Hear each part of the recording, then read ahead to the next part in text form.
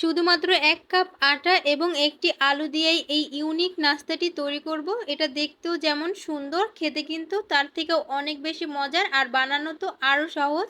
তো ঝটপট কিন্তু তৈরি করে নেওয়া যায়। এটা কিন্তু বিকালের নাস্তা হিসেবে দারুণ লাগে, আর যে কোনো অতিথি আপ্যায়নও কিন্তু দারুণ হবে। ঝটপট তৈরি করে নেওয়া যায়। তো আশা করি ভিডিওটা ভালো লাগবে।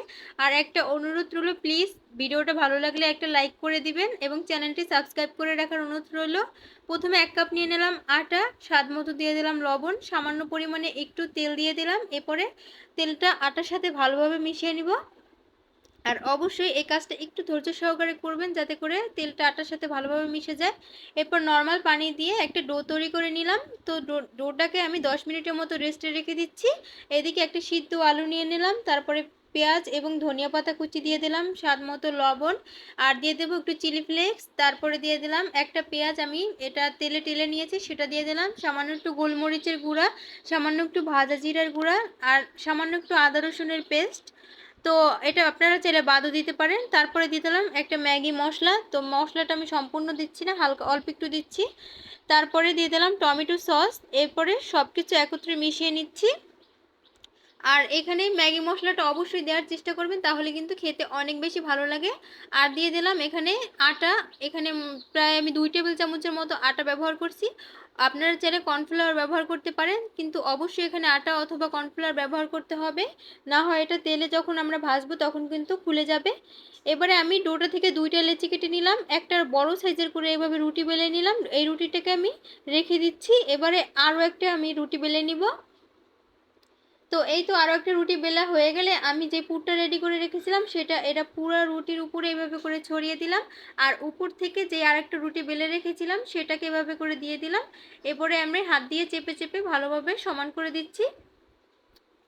তো এরপরে হচ্ছে আমি কেটে নিব, চারদিকটা একটু সমান করে কেটে নিচ্ছি। তারপরে আমি দেখুন কিভাবে করে কাটছি, মাছ বরাবর কাটছি, তারপর এদিক থেকে কাটলাম। তো আপনারা কিন্তু দেখেই বুঝতে পারছেন আমি কিভাবে করে করছি। এবারে এদিক থেকে নিয়ে দুটা উপরে ভাঁজ দিয়ে দিলাম। এবার একটা চামিচের সাহায্যে আমি এভাবে করে একটু চাপ দিচ্ছি। আপনারা যে কোনো একটা কাঠির সাহায্যেও কিন্তু এভাবে চাপ দিতে পারেন, অথবা ছুরির সাহায্যে। তারপর হাতে নিয়ে এভাবে করে মুড়িয়ে নিব। আর এটা কিন্তু এভাবে করে মোড়ালেই দেখা যাবে, মানে দেখতে পারবেন যে একটা সুন্দর কিন্তু ডিজাইন হয়ে যাবে।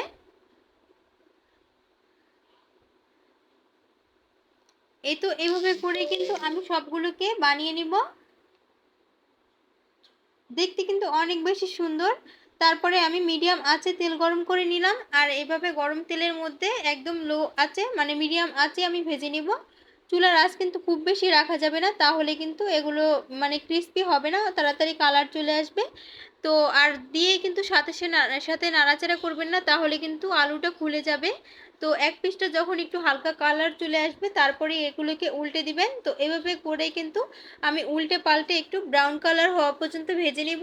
আর এটা ভাজতে আমার প্রায় 8 থেকে 10 মিনিট লাগছে। তো আপনাদের কম বেশি সময় লাগতে পারে। আর এই যে এরকম একটা কালার চলে আসলে আমি উঠিয়ে নিচ্ছি।